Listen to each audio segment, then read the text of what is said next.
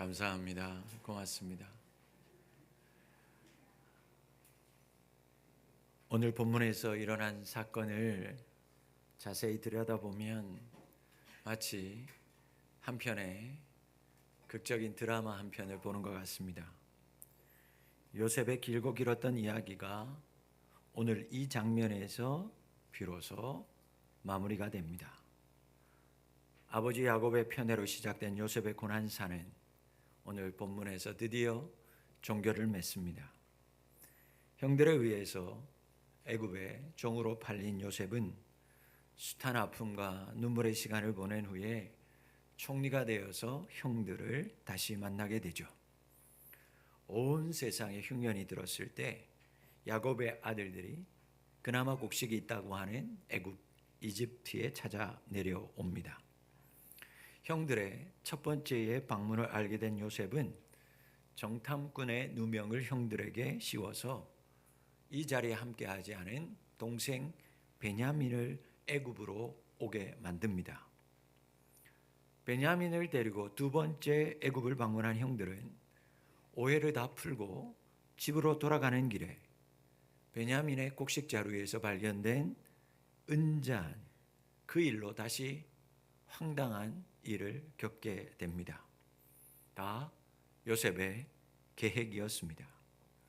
요셉은 은잔이 발견된 자루의 당사자 베냐민만을 볼모로 잡아 두고 종으로 삼으려고 합니다.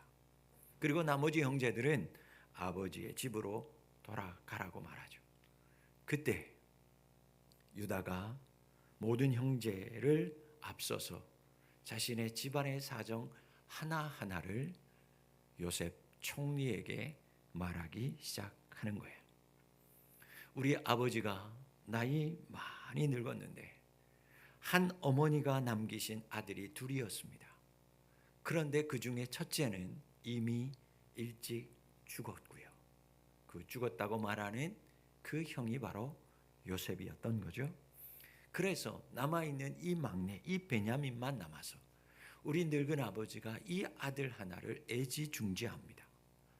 만약 이 아들을 데려가지 못한다면 첫 번째 남겼던 그 정탐의 누명을 벗기 위해서 볼모로 잡혀있는 시므온을 정말 베냐민을 조건으로 해서 데리고 오기로 했는데 이제 왜 시므온은 데리고 가고 이 베냐민을 만약 데리고 가지 못한다면 우리 아버지는 얼마 가지 못해서 죽을 것입니다. 그러면서 유다가 내가 자신이 당신의 종이 되겠습니다. 베냐민 대신 내가 종이 될 테니까 막내 이 베냐민만은 아버지를 위해서라도 제발 풀어 주십시오. 애원합니다. 유다의 이야기를 다 들은 요셉이 그 이야기에 대해서 반응하는데 그 반응이 바로 오늘 본문의 말씀인 거예요. 오늘 요셉의 반응에서 우리가 눈여겨봐야 할 게 뭐냐? 바로 요셉의 감정의 변화입니다. 요셉의 감정을 따라가다 보면 요셉의 마음이 어떠했는지를 너무 잘 알 수 있기 때문이에요. 여러분, 이 이전까지 45장 이전까지의 요셉의 모습을 보면 매우 이성적인 사람이었고 냉철한 사람의 모습만 우리가 볼 수 있습니다. 마치 감정이 없는 사람처럼 느껴지기도 해요. 보디발의 집에서 여자의 유혹을 뿌리치는 것만 봐도 그는 감정적인 사람은 아니었어요. 옥중에서도 여러 가지 일에 휘말리고 그 약속이 어그러지는 일을 당하지만 요셉은 결코 감정적으로 대응하지 않았어요. 우여곡절 끝에 총리가 됩니다. 총리가 된 이후에도 그는 매우 냉정하게 나라의 살림을 꾸려갔어요. 계획적인 사람이었습니다. 형제들을 만난 이후에도 그는 계속해서 감정을 억누른 채 결코 자신의 감정을 드러내지 않습니다. 자신의 계획대로 하나하나씩 진행해 나가는 그런 사람이었어요. 그랬던 요셉이 오늘 본문에서 더 이상 자신이 가지고 있었던 그 냉정함을 유지 못하고 감정이 벅차오르는 것을 억제하지를 못합니다. 그리고 터져버린 그 감정 속에서 요셉이 그동안 꾹꾹 눌러두었던 속마음까지 그 형들 앞에서 다 쏟아내는 거예요. 오늘 1절 말씀을 보면 벅찬 감정을 억제하지 못하는 요셉이 어떻게 하냐면 자기와 함께했던 애굽의 모든 사람들을 다 내보냅니다.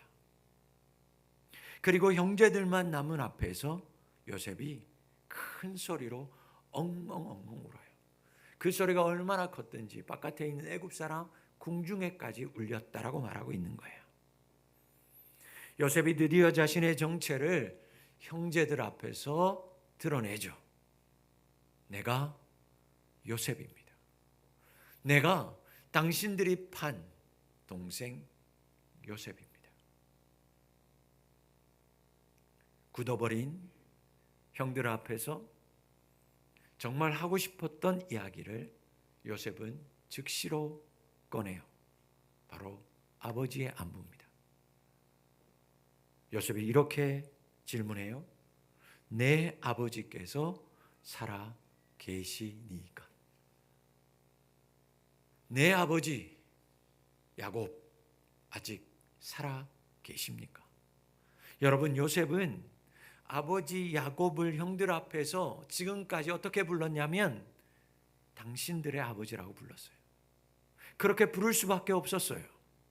그러나 형들 앞에서 울면서 정체를 밝힌 이후에 이제야 마음에 그렇게 담고 있었던, 그렇게 부르고 싶었던 아버지를 아버지라고 부르지 못했던 그 요셉이 아버지를 당신들의 아버지가 아니라 나의 아버지라고 부르는 거예요. 여러분, 요셉이 당신들의 아버지가 아니라 나의 아버지라고 부르는 그 순간 아버지 야곱 아래에서 요셉과 형제들이 그 멀고 먼 길을 돌아서 다시 하나가 되는 극적인 순간이에요. 요셉이 한 아버지의 이름 안에서 모든 감정을 형제 앞에서 다 드러내는 그 순간, 여러분, 요셉이 속한 공동체가 그동안 어디였는가를 우리에게 말씀하고 있어요.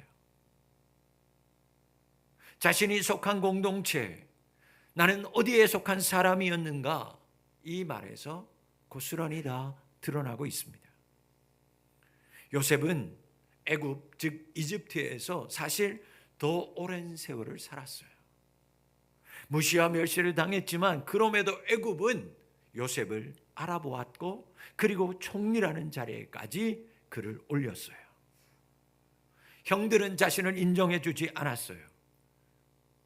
그래서 미디안 상인에게 돈 받고 팔았어요. 형들은 자신을 미워했어요. 그래서 자신은 팔려가는 신세가 되었어요. 그래도 애굽은 어땠어요? 과정은 순탄하지 않았고 눈물이 있었지만 야곱을 알아주었어요. 야곱을 받아주었어요. 이방인에도 불구하고 요셉을 인정해주는 공동체가 애굽 이집트였어요. 그럼에도 불구하고 요셉은 자신이 속한 공동체가 애굽이 아니다라는 거예요. 자신이 속한 공동체 애굽이라고 생각한 적이 없었다는 것입니다. 그래서 애굽 사람들을 여러분 다 밖으로 물러나라고 한 것입니다. 여러분, 요셉은 언제나 아버지 그리고 지금 눈앞에 있는 형제들이 자신이 속한 공동체라고 여기면서 그 힘든 순간을 버티고 살아온 사람이었어요. 한순간도 자신이 속한 이 공동체를 잊은 적이 없었어요. 애굽에서 힘들수록, 아니 때로는 애굽에서 더욱 인정받고 사랑받을수록 요셉은 자신이 속한 공동체를 잊지 않았고 오히려 더 그리워하며 살았던 것입니다. 사랑하는 성도 여러분, 여러분은 지금 어떤 공동체에 속한 사람으로 살고 있습니까? 애굽에서 사는 시간이 더 길다고, 그 애굽이 나를 먹이고 인정해 준다고 여러분 혹시 애굽에 속한 사람으로 살고 있지는 않습니까? 우리는 이 세상에서 더 긴 시간을 보내는 것이 사실입니다. 세상의 사람들과 함께 보내고 지내는 시간이 더 깁니다. 그래서 그 세상이 나를 인정해 주기도 하고 그 세상이 나를 높여주기도 하죠. 그러나 여러분, 우리는 하나님 아버지 아래에서 한 형제요 자매라는 사실을 한순간도 잊지 말고 살아가야 합니다. 내가 속한 공동체가 세상이 아니라 하나님 아버지를 모시고 사는 믿음의 공동체라는 사실을 잊지 말고 우리는 살아가야 합니다. 내가 속한 공동체가 어딘지 분명히 아는 것 너무너무 중요합니다. 내가 속한 공동체를 분명히 알아야 그 안에서 아픔을 당하고 그 안에서 배반을 당하고 그 안에서 눈물이 나는 인생을 살아도 내가 속한 공동체가 하나님 아버지 안에서의 형제자매라는 것을 알 때 그 안에서 숨김없이 하나가 될 수 있기 때문입니다.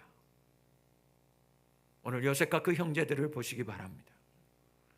요셉이 그 형들 앞에서 그가 속한 공동체를 분명히 밝히고 나자 이제 하나가 된 형제들이 그 앞에서 그는 숨기지 않습니다. 요셉이 형들 앞에서 총리임에도 불구하고 그는 총리가 아니라 그에 속한 믿음의 공동체 안에서 한 형제일 뿐이기에 형들 앞에서 소리내어 엉엉 울는 어린아이와 같은 자가 됩니다. 이 울부짖음 속에 형제들에게 외치는 억울함, 아픔이 담겨 있었어요. 동시에 이 부르짖음과 이 모두 울부짖음 속에 이제는 내가 총리로서가 아니라 그 가족의 공동체로서 믿음의 공동체로서 그동안에 쌓였던 아픔과 모든 서러움을 그 마음을 털어놓을 수 있는 상대를 만났고 더 이상 억누르지 않고 살아도 된다는, 이제는 내가 이 공동체 안에서 속 시원하게 될 수 있다는 자신을 향한 안도와 기쁨의 울부짖음과 소리들이 그 울음 속에 섞여 있었던 거예요. 요셉의 지난 20년의 세월, 외로움과 낯섦과의 싸움이었어요. 그 낯선과의 괴로움, 어린 나이에 감내해야 했던 그 수많은 수치심들이 오늘 형제들의 공동체 안에서 울음에 담겨 터져나오고 있었어요. 그토록 오랜 시간, 지난 세월의 고통과 다시 찾은 기쁨의 울음을 그렇게 다 쏟아내놓고 요셉이 자신을 보면서 아무 말도 못하고 굳은 바위처럼 그렇게 서 있는, 어떤 대답도 하지 못하고 굳어버린 형제들에게 이렇게 먼저 이야기를 건넵니다. 내게로 가까이 오소서. 여러분, 드라마 작가라면 기가 막힌 대사입니다. 내게로 가까이 오세요. 엉엉 울면서 자신의 정체를 밝힌 요셉이 놀랍게도 즉시로 형들을 향해 먼저 화해의 손을 내미는 것입니다. 가까이 오세요. 그 말에 그들이 가까이 오죠. 지금껏 가나안과 그 먼 애굽의 거리보다도 더 멀어져 있던 형제들의 사이가, 원수보다도 못했던 형제들의 관계가 이 시점에서 완전히 해소되는 것입니다. 감정에 격해져 있던 요셉이 이제 다시 안정적인 이성적인 모습으로 바뀌면서 형제들에게 먼저 관계 회복을 제안하는 거예요. 상처 입은 사람이, 배신을 당한 사람이 상처 준 사람을 치유하고 회복하고 있는 것입니다. 어떻게 이런 일이 가능할 수 있었을까? 요셉의 이런 마음을 가지게 된 이유가 도대체 무엇 때문이었을까? 오늘 말씀의 핵심이자 요셉의 이야기, 그 드라마의 하이라이트 5절 말씀 때문이었어요. 본문 5절 말씀을 함께 합독하도록 하겠습니다. 당신들이 나를 이곳에 팔았다고 해서 근심하지 마소서, 한탄하지 마소서. 하나님이 생명을 구원하시려고 나를 당신들보다 앞서 보내셨나이다. 요셉은 형들의 그 악한 행위조차도 하나님의 선한 목적을 이루는 도구로 사용되었다라고 고백합니다. 오늘 본문 5절 말씀은 인간의 자유, 인간의 죄악까지도 하나님의 계획 안에서 얼마나 역동적으로 하나님이 작용하고 있는지를 잘 보여주는 말씀이에요. 분노해야 되는 요셉이었습니다. 칼을 들어야 되는 것이 마땅한 요셉이었어요. 그런데 그 요셉이 형제들의 죄악이, 형제들의 찌름이, 형제들의 나를 팜과 나를 배신함이 하나님의 구원의 도구가 되었다고 오히려 형제들을 안심시키고 있어요. 사랑하는 성도 여러분, 요셉에게는 하나님의 주권, 하나님의 섭리를 믿는 믿음이 굳건하게 세워져 있었습니다. 하나님의 주권과 섭리를 바라보니까 죄로 인하여 있었던 모든 갈등, 그 죄로 인한 상처, 하나님의 손길을 통해서 은혜롭게 중재되고 용서와 기쁨으로 마무리되어 가고 있는 거예요. 하나님의 섭리와 주권을 믿는 자는 요셉처럼 상처와 고통 중에도 배신과 눈물 속에서도 치유자가 되고 중재자가 되는 것입니다. 상처는 내가 입었지만 그 상처 입은 자가 오히려 하나님의 주권과 하나님의 섭리를 믿을 때 상처 입은 치유자가 되어서 자기가 속한 공동체를 살리고 자기를 찌른 그 공동체 안에 다시 어둠이 있고 굳어버린 그 생명체 안에, 그 공동체 안에 생명을 흘려보내는 사람이 될 수 있습니다.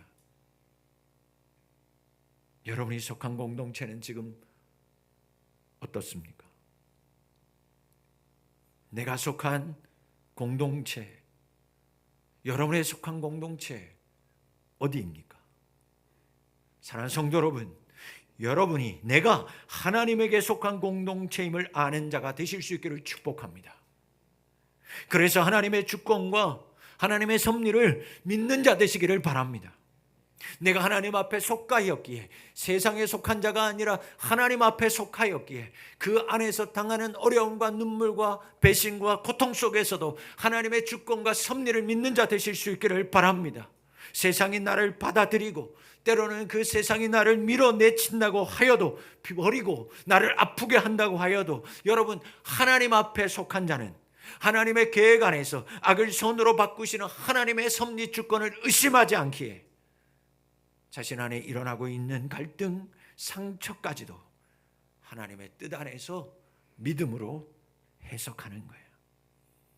그래서 마침내 악을 악으로가 아니라 상처를 받았지만, 배신을 당하고 눈물 나지만 오히려 그 상처와 배반을 돌려주는 자가 아니라 화해와 용서가 그가 속한 공동체로 흘러들어갈 수 있도록, 그래서 그 공동체를 다시 살리는 인생을 살아가는 거예요.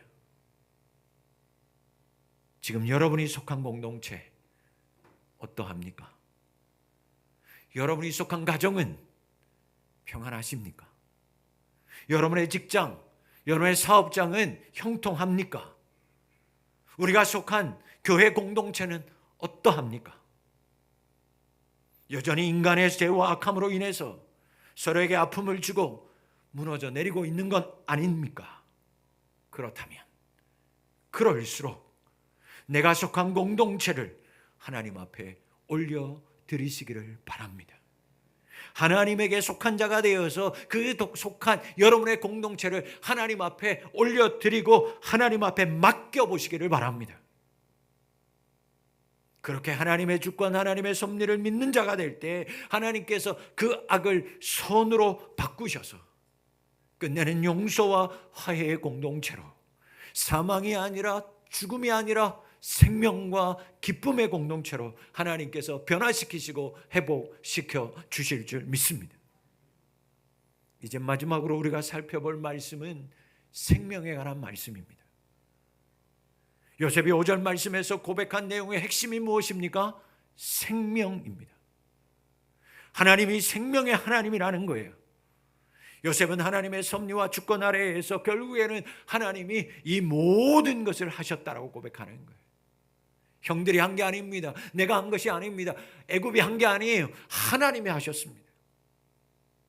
형들이 나를 판 것도, 내가 팔려서 이곳에 온 것도, 보디발의 집에서 종으로 팔려가서 감옥에 들어가 고생한 것도, 그리고 이렇게 애굽의 총리가 된 것도 다 하나님의 주권과 섭리 안에서 다 하나님이 하신 것이라고 고백하는 거예요. 사랑하는 성도 여러분, 하나님이 하십니다. 하나님이 하셨습니다. 하나님이 하실 것입니다. 믿으시기를 축원합니다. 그런데 더 중요한 게 있어요. 하나님이 하셨어요. 하나님이 하실 거예요. 하나님이 하실 거예요. 하나님이 하셨어요. 하나님이 하실 거예요. 하나님이 하십니다. 그런데 더 중요한 게 뭐냐? 하나님이 하시는데, 하나님이 하실 것인데, 하나님이 하셨는데 그 하나님이 무엇을 위해서 하셨고 무엇 때문에 하시냐는 거예요. 여러분, 하나님이 하셔요. 하나님이 하실 거예요. 무엇 때문에? 생명 때문에. 여러분, 하나님은 생명 때문에, 그래서 하나님을 생명의 하나님이라고 하는 거예요. 요셉 이야기를 통해서 하나님이 정말 우리에게 하고 싶은, 들려주고 싶은 이야기는 하나님은 언제나 생명을 살리는 분이라는 사실인 줄 믿습니다. 요셉이 경험한, 요셉이 말도 안 되는 인생을 통해서 그가 경험한 하나님, 그 하나님은 언제나 생명을 살리는 하나님이었어요. 생각하기도 싫은 과거였어요. 지우고 싶었어요. 요셉은 그럼에도 불구하고 자신의 인생이 결국에는 생명을 살리는 하나님의 손에 있었다고, 하나님의 역사였다고 자기를 찔렀던, 자기를 팔았던 형들 앞에서 지금 고백하는 것입니다. 요셉의 형들이 이렇게 요셉과 화해하고 생명을 얻었죠. 그렇게 살았어요. 그런데 죄 지은 사람은 두 다리 쭉 뻗고 못 사는 것 같아요. 이 일 후에 아버지 야곱이 애굽으로 내려오죠. 그리고 애굽에서 죽습니다. 얼마 지나지 않아서. 그때 형들 마음 가운데 두려운 마음이 다시 피어나기 시작합니다. 왜? 요셉이 우리를 살려둔 건 아버지 때문이라는 거예요. 아버지 때문에 마지못해 우리를 살려둔 거지 우리에 대한 분노와 그 아픔이 사라질 리가 없다. 그러니 이제 아버지가 죽었으니 우리도 이제 죽은 꼴이 됐을 거야 라는 마음이 있었어요. 그런데 그때 요셉이 그렇게 두려워하는 마음속에 있는 형들에게 이렇게 말을 해요. 창세기 50장 19절 20절 말씀, 제가 19절을 읽고 여러분들이 20절이 있습니다. 요셉이 그들에게 이르되 두려워하지 마소서, 내가 하나님을 대신하리이까. 여러분이 고백합니다. 시작. 당신들이 나를 헤아려 하였으나 하나님은 그것을 선으로 바꾸사 오늘과 같이 많은 백성의 생명을 구원하게 하시려 하셨나니. 아멘. 그러면서 요셉이 뭐라고 얘기하는 줄 알아요? 내가 형들뿐만 아니라 지금 형들이 거느리고 있는 자녀들까지 내가 잘 돌보겠습니다. 내가 형들 자녀들까지 내 힘으로 기르겠습니다. 형들을 위로하는 거예요. 방금 읽었던 창세기 50장 19절 20절 말씀이요, 요셉 이야기의 전체의 주제이자 창세기 전체의 주제이자 성경 전체의 주제이기도 합니다. 나를 먼저 보내셔서 생명을 살리신 분이 하나님이십니다. 그래서 예수님께서 이 땅에 오셔서 먼저 오셔서 여러분을 구원하신 거예요.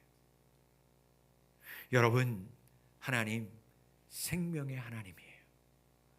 생명의 하나님이기 때문에 때로는 정말 이해되지 않는 고통과 아픔의 순간조차도, 정말 이해할 수 없는 배반과 깊은 상처의 그 순간조차도 하나님은 여러분을 사망의 길이 아니라, 죽음의 길이 아니라 생명의 길로 인도하십니다. 잊지 말아요. 기억하며 살아요. 아픔을 당하고 배반을 당하고 상처받아 절망하는 그 순간에도 하나님의 생명이 인간의 죄악과 인간의 배반과 인간의 음모보다도 크고 위대하심을 믿으실 수 있기를 바랍니다.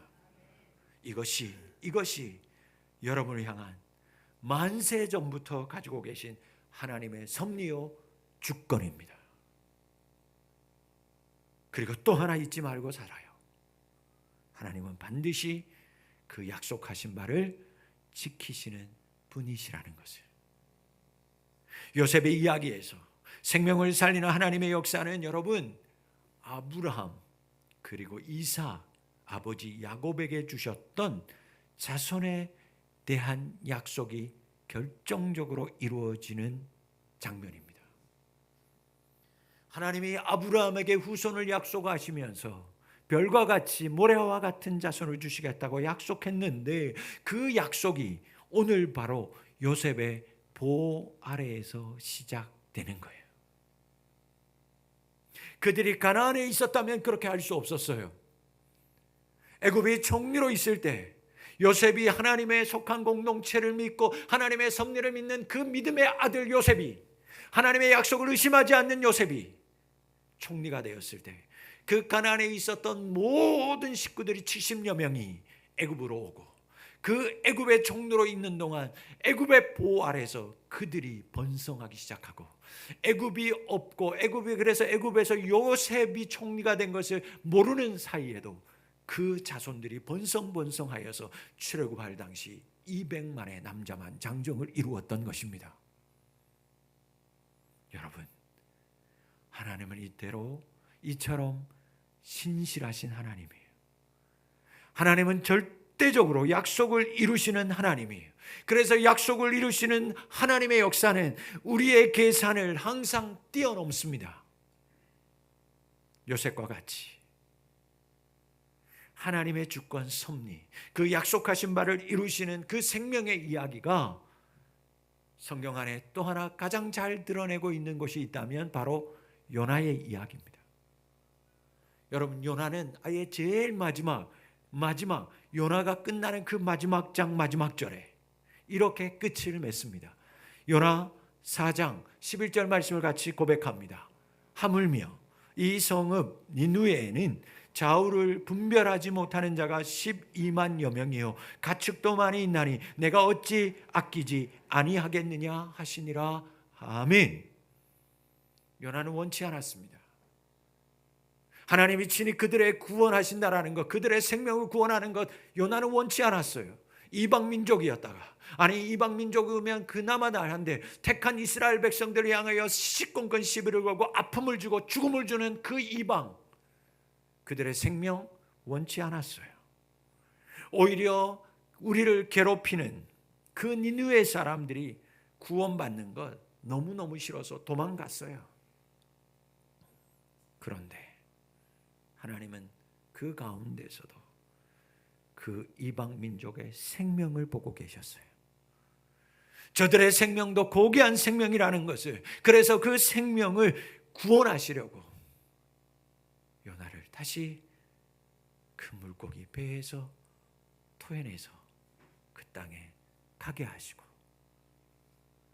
건성으로 당신네들 하나님 믿으려면 믿고 말라면 말하라 건성으로 복음 전했음에도 그 이스라엘 백성들이 그 말도 안 되는 하나님의 말씀 믿으려면 믿어, 마치 가짜 선지자와 같은 그 요나의 말을 듣고 온 백성이 가축까지도 금식하는 일이 생기면서 하나님 앞에 자복하기 시작하고 구원을 바라면서 마침내 그들이 생명의 사람으로 거듭나는 것입니다. 하나님이 말씀하잖아요. 대학명 밑에서 하나님 나 이제 죽어야 되겠습니다. 그때 하나님께서 박너쿨 하나를 심기시고 그 박농쿨이 자라서, 그리고 그 박농쿨 큰 잎사귀 밑에서 이제 살았구나 라고 말할 때 그의 주신 말씀, 오늘 본문 말씀, 네가 이 박농쿨의 생명도 이렇게 귀하게 여기고 그것을 잘랐더니 이렇게 불평하면서 다시 박농쿨이라도 생명을 구하는 네가 이 땅에 있는 니느웨 백성 12만여 명이나 되는 이 백성, 박넝쿨의 생명도 아끼는 네가 이 12만여 명의 생명, 이 가축들, 하나님이 내가 그 생명을 아끼지 않겠냐고. 하나님은 세상에 일어나는 모든 일들을 통해서 사람들이 알지 못하지만 결국에는 생명을 살리는 분이시고, 그 생명을 살리기 위해 반드시 약속하신 그 언약을 지키시는 신실하신 하나님이십니다. 사랑하는 푸른비전교회 성도 여러분,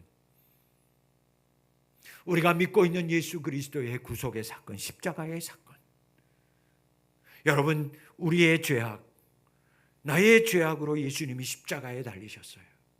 나의 찔림과 나의 허물, 나의 배반으로 예수님께서 십자가에 달리셨어요. 나의 악함이 예수님을 고난받게 했어요. 그런데 하나님의 섭리와 주권 아래서 십자가의 고난의 사건이 구원의 도구가 되었어요.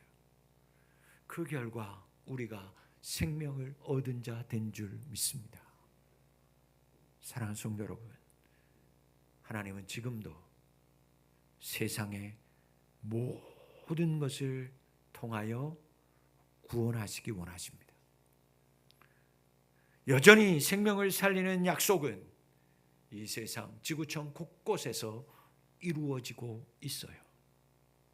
우리의 지식, 우리의 경험, 우리가 바라보고 있는 것은 이것이 도대체 생명을 살리는 것인가 죽이는 것인가 의심들기도 하지만, 하나님 그 사건 속에서도 하나님은 지금 생명을 살리고 있어요. 우리는 그분의 깊으신 섭리 주권을 이해할 수 없어요. 내게 일어나고 있는, 아니 나의 이해 범위를 뛰어넘는 모든 일들 속에서 하나님의 그 주권과 섭리를 이해할 수 없어요. 그러나 여러분, 하나님의 뜻과 하나님의 계획은 나의 뜻과 나의 생각과 상관없이 여전히 진행되어져 가고 있습니다. 그러니 하나님 앞에 속한 자 되실 수 있기를 축복합니다. 도저히 이해되지 않는 일들이 일어나도, 눈물 나고 아픔이 있어도 거기에 속한 자가 아니라 하나님 앞에 속한 자로 사실 수 있기를 축복합니다. 그래서 그분의 절대적인 주권과 섭리 속에서 언제나 생명을 살리는 하나님을 믿고 그 생명의 하나님을 소망하며 살아가실 수 있기를 축복합니다. 그래서 여러분의 인생을 하나님이 다스리심으로 여러분 모두가 요셉처럼 생명을 살리는 자가 되실 수 있기를 간절히 축복하고 축원합니다. 하나님 앞에 속한 자로, 하나님의 주권과 섭리를 믿는 자로, 때로는 아픔과 연약함과 눈물 나고 배반당하는 인생을 살아도 주님의 주권, 주님의 섭리를 믿으며 그 생명을 전하시고 생명을 나에게 주시기를 원하시는, 그리고 약속을 반드시 이루시는 그 신실하신 하나님을 믿음으로 여러분의 인생도 오늘 요셉의 인생처럼 해피엔딩, 그런 드라마의 끝을 맺을 수 있는 여러분의 인생 다 되실 수 있기를 주의 이름으로 축복합니다. 하나님 아버지, 지금도 하나님은